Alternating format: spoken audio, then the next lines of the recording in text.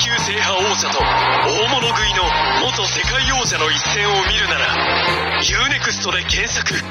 Eto mga bossing, dahil mamaya na nga po magaganap ang preskon at painaluin at bukas na ang salpukan. Ayun nga po sa brother coach ni Cuadro Alas na si Jason Casimiro. Kasama niya dito si Boss Rich Don na may aabangan daw tayo na malaking revelasyon sa mga nagsasabing tune-up fight lang daw ang Casimiro versus Ugoni. Eto mga bossing, pakinggan natin sila. Anong abangan nila bukas? Abangan niyo po yung revelation tomorrow about dun sa sinasabing tune-up type yung laban. May malaking revelation po dyan. Tune-up? Sabi tune-up type yung daw yung laban at sabi. Kasi yung mga tao kasi doon, magaling kasi sila magsalita eh. Kaya napapaniwala yung mga tao eh.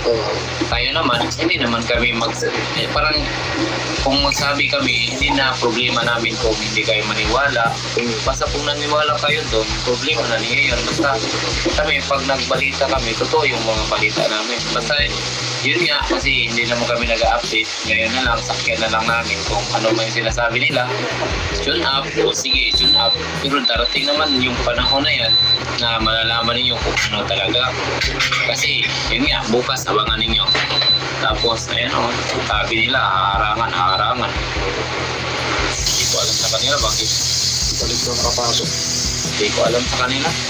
Huwag niyo yung pakialaman yung team namin kasi hindi naman namin yung pinakaalaman.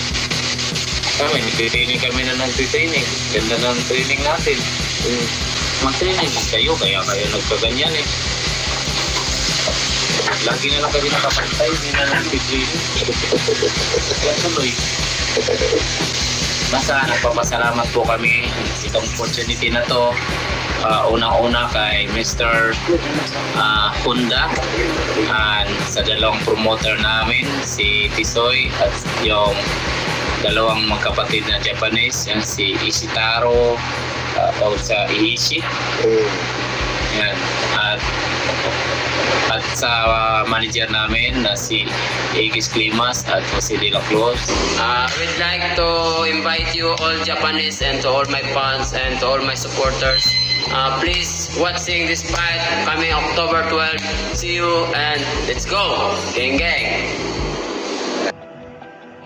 Ito na ang pagbabalik ni Cuadro Alas. Tumabi lahat ng mga peking nagkaangas. Pinatulayan niya kung gano'n man siya kalaki.